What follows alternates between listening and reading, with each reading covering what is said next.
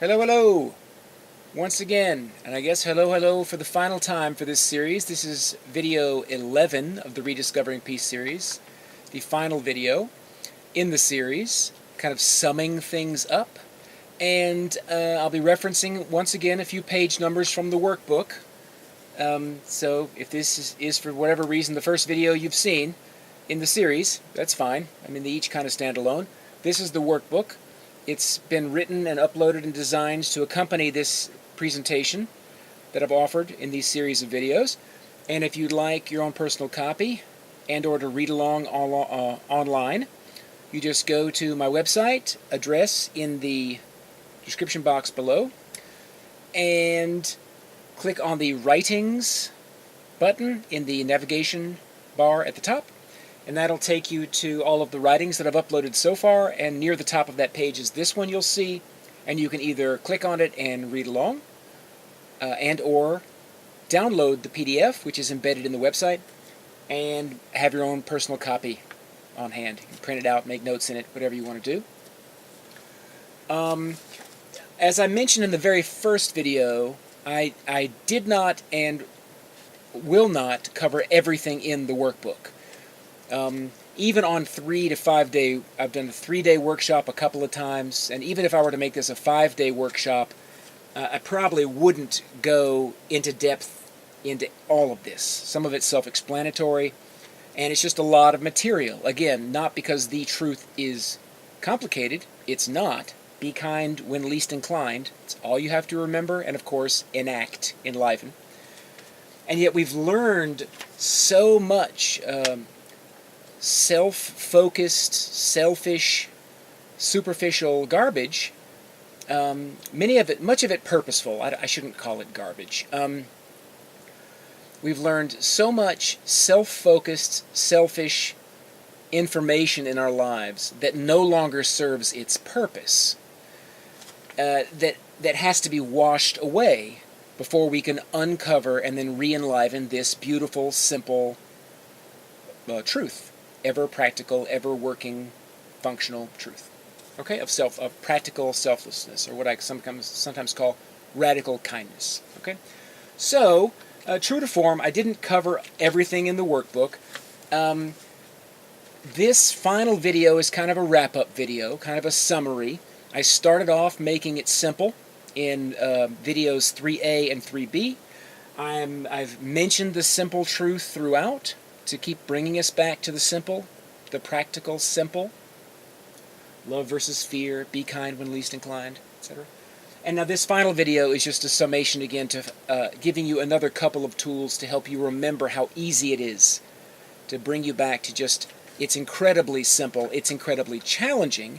It will never be easy because it requires you to confront your fears practically, okay, in most uncomfortable ways, and yet it is simple, even though it is challenging. Okay, and this video is basically designed to remind you of that, give you another couple of tools that will help you remember how simple it is, right? And that you too are one step away from peace, real peace, lasting peace, not the fleeting faux peace that we've been taught to strive for in our lives, but the real deal, the real stuff. So I wanted to reference a couple of pages in the workbook and say a few words about them that I won't be going into depth on. And they kind of start on page 44. So page 44, the rest of it's kind of self-explanatory, but on page 44 I have a little essay called Discerning Truth. Okay? And that kind of fits into this theme of this video. What tools can I use to practically know right action in any given moment, right? And the Discerning Truth essay, pages 44 to 49, give you a practical tool that you can use if you have a decision to make where you have to choose one option from 4 to 5 options. Okay, now this can be, what am I going to do? What should I do right now? What should I do today? It can also be in a much bigger parameter, dealing with what's your life purpose? What is my vocation? What career or vocation should I pursue, right? And essentially, it's relatively self-explanatory. If you have a decision to make, and if you have a series of options from which to choose, it really works best when you have over 4 different options. But if you have one of those, I just don't know what to do, or I'd like to know what the best thing to do is now, you can use this tool. And essentially, it points out the truth that every action that harmonizes with what we've been talking about in the previous videos, this presentation, right? With what harmonizes with your true self, your true caring self, has a set of 9 characteristics, okay? And so what you can do is you can make a simple graph. You can just chart your options on a graph of the 9 characteristics, and if to the degree you're willing to answer honestly, you can use this tool to very clearly point out which one of those 4 or 5 choices is the best or most powerful or correct one. Okay? I'm not going to go any more in depth on that. I just wanted to make sure you knew that was in here. It's a really handy little tool. I've used it.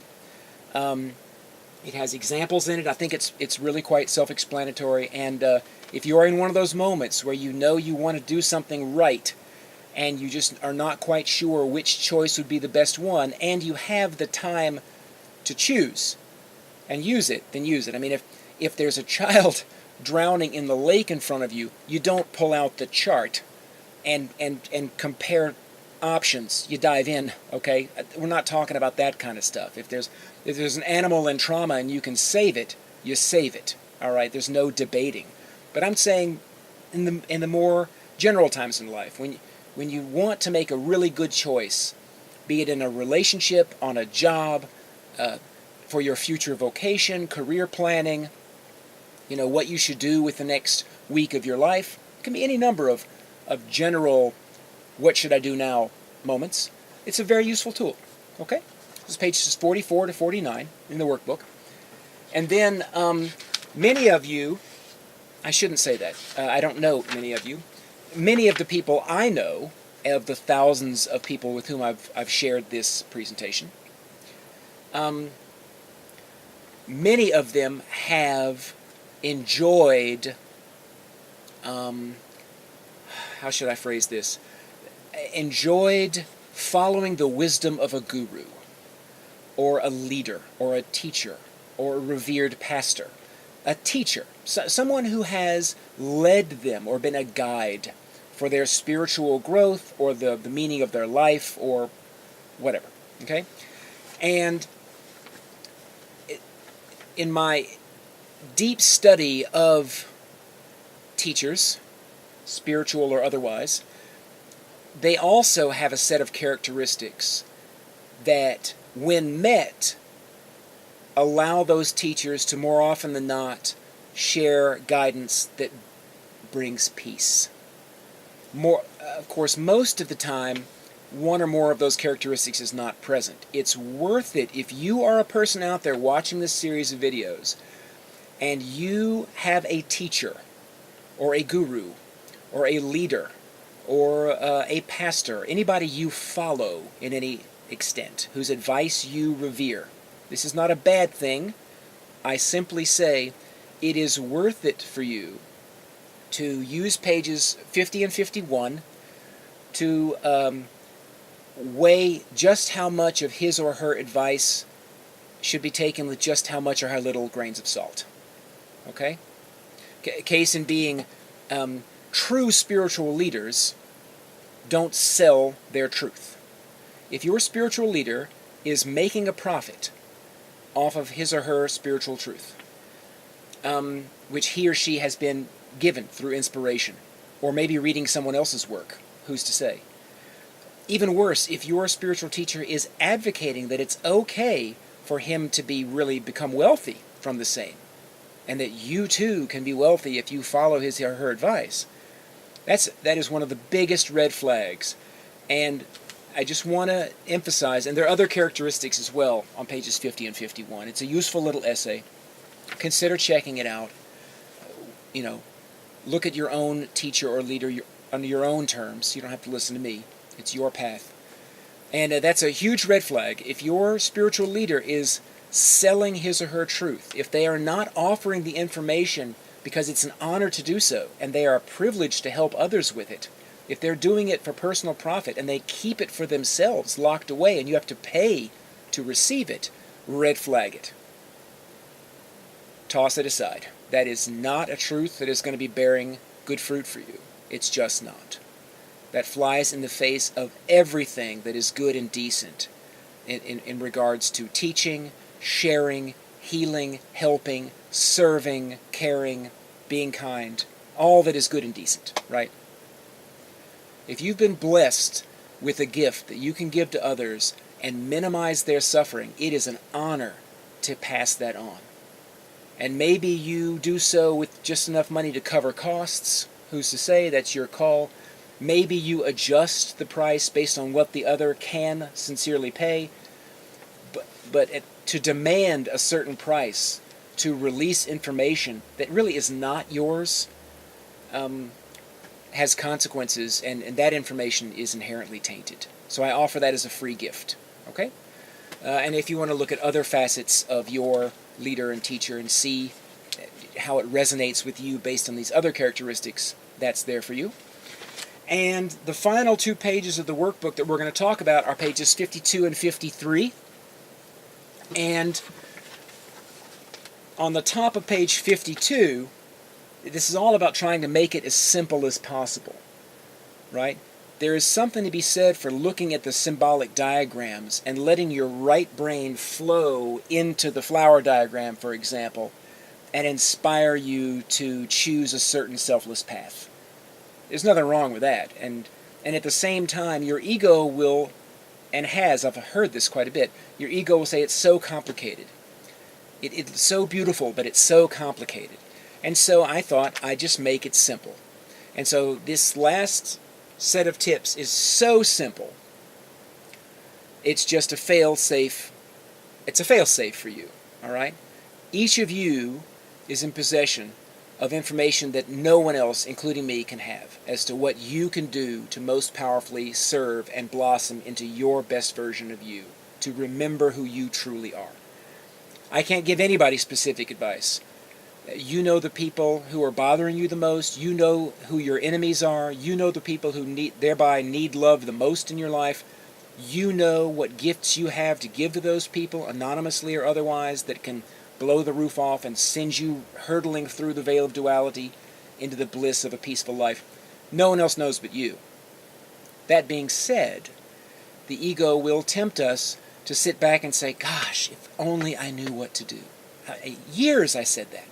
For years I said, if I only knew what I was supposed to do in my life, I'd do it. Of course, what I was supposed to do is just look around and be kind to somebody in any given moment. But that's the purpose of this video. Your vocation, I can't help you with. You have to find that on your own. Meaning the jobs out there, the services out there that match your unique talent set in your unique environment. Only you know that. And generally, you can jumpstart your knowledge of that or those services by engaging these principles. The first one is option A on the top of page 52. I won't write it up here, but it's a basic template for right action. If you have a choice between two things, which one is the most moral? Quite simply, if you have a choice between assisting one person and harming another person, obviously you choose to assist the one. If you have a choice between harming one person or harming another, do neither, right? If the choices presented to you require you to harm somebody, it is right action to do neither, right? And say, no thank you, new choice please. And he goes through other examples here, okay? That's more situational specific stuff. There's ways you can cleanse your core, I call it. Option B here, the middle of page 52. There are ways you can cleanse the way you're living now, okay? The ways you can replace harmful, non-productive, non-enlightened, harming behaviors with behaviors that bring others peace or joy. For example, if you immerse yourself in mass media, you can stop doing it. You can turn off the TV, put down the Facebook, and get out into your communities and find ways to serve, right? Spend at least as much time in your community serving others in need as you do in mass media. Some of you engage in a lot of therapy and self-help, and I say, you know, past session 3, you can let it go, right? Therapy gets its money, and self-help books get their money from keeping you sick, right? They don't get any money once you've gotten well. I'm not saying they're manipulative and Machiavellian. I'm not saying they're purposefully, intentionally keeping you in a state of suffering. And yet, just like Western medicine, the money comes from the illness, not from the healing. The healing comes from setting that aside and just getting out there and knowing you don't have to become a better person. You don't have to figure out what happened to you in your childhood. You don't need to know what past life karmic thing is going on with you. All you have to know is there's somebody to help, and I can help them, and I'm going to go do it. And then need for therapy, gone. Self-help books can be boxed away and put in the garbage. Yeah. Same goes with preachers and mystics, right? That we just covered that a little bit in the Know Your Guru talk I just gave. Sexual gratification can be replaced with acts of love, platonic love, non-sexual love. Nothing wrong with sex. If you find ways in which you can express sex or sexual sharing lovingly, more power to you. I think that is exceedingly difficult to do for a human being, though it must be possible. And if you really want to empower your life, you may not have to become celibate, you may not have to get rid of sexual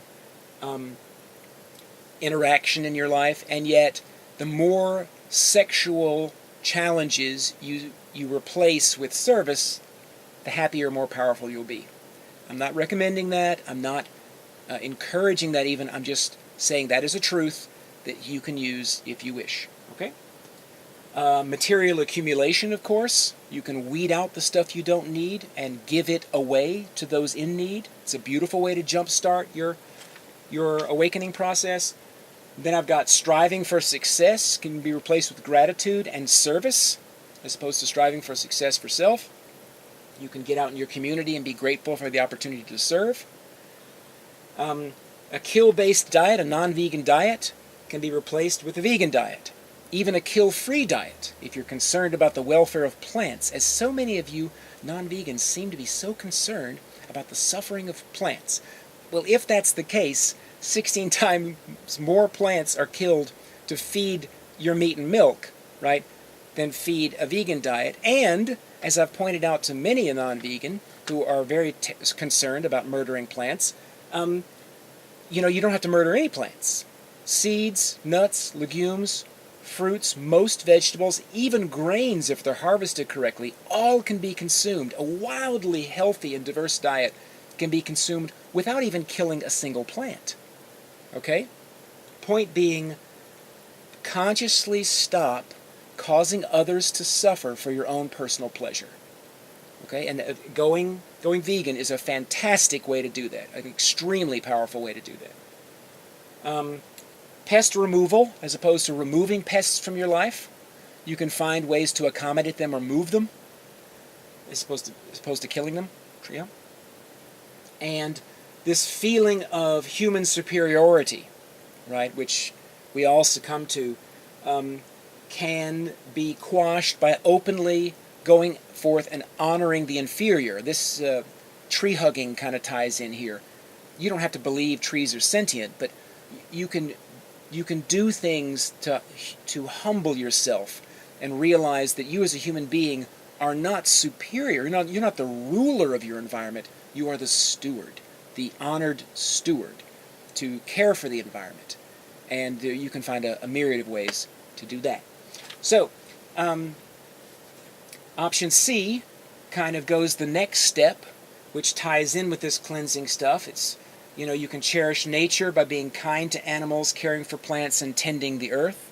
picking up garbage, planting flowers, putting down topsoil. The list is endless. Yeah, recycling. You can love strangers by doing any one of the big five. I call these the big five, dealing with the homeless, the elderly, the imprisoned, children, and the ill and injured. Okay? These are subsets of our society that are generally ignored, and all of which merit immense caring and opportunities to care for the homeless, the elderly, the imprisoned children, and the ill and or injured abound in our society. They're easy to find, and they're incredibly powerful when you invest in them. And of course, to end here, befriend enemies. Be kind to people who annoy you. Be kind to your governmental leaders, even as you protest their corruption. And they are corrupt, I'll tell you right now. Yeah. And be kind to your family members, who often are not going to respect or support this new awakened way of living. Okay? And finally, we get down to super simple. Okay? Super simple, which is page 53. And it gets down, first of all, to a series of 4 questions. 4 questions. When? And where?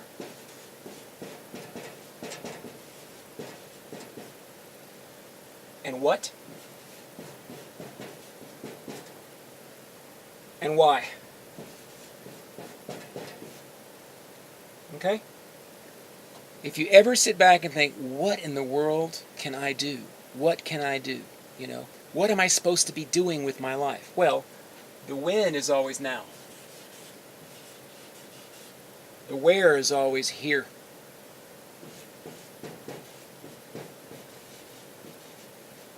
Anything outside of your vision, your field of vision, is too far. Too far. Right? Right now, right here, anything kind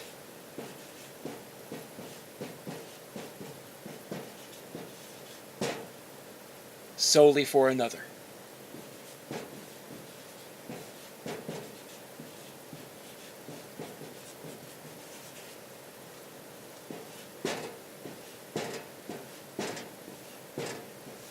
That's it. Super simple.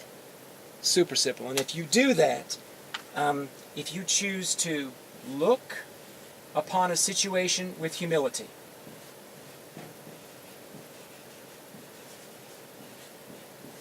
right, openly and humbly, and then if you choose to engage it courageously,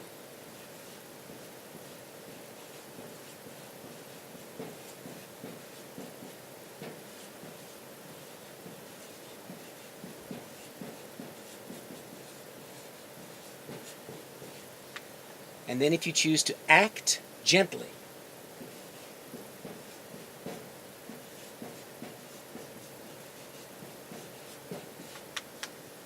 and then detach acceptingly,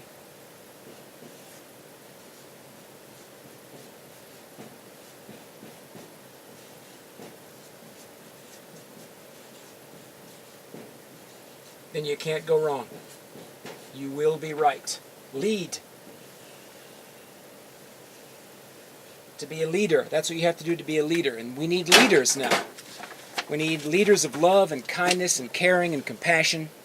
We need people who are willing to just get out there, look upon a situation with humility, right? Have the courage to actually engage that situation, right? See who might need a smile, who might need help, who might need assistance, who might need just a pat on the back or a conversation, right? Then act with gentleness, all right? Give courageously, give actively, but always do it gently, and then regardless of what comes back, right? We detach acceptingly, and then we repeat. Okay? If our gentle action inspired someone to become angry or offended or sad, right? Or even afraid, we don't judge ourselves. It was still right action. We detach acceptingly, and in that similar situation with that person, we just don't do that again. We do something differently. If that bad fruit comes, their choice. right? But we continue in each moment where we are to do anything kind for another sentient being. That's it. And just repeat and repeat and repeat and repeat. And what I found is, if you can follow this simple formula with discipline, once, twice, 3 times a day even is enough, at some point, this knowledge of what you are to do, one of the 10 different services that only you can render for your surroundings, will come to your consciousness, and you will know what it is, and you will have the courage to engage it. Okay? Okay. So that's it. That's it. It's done. Wow. That was pretty intense. All right. I love you guys immensely. Have faith you got a lot out of that.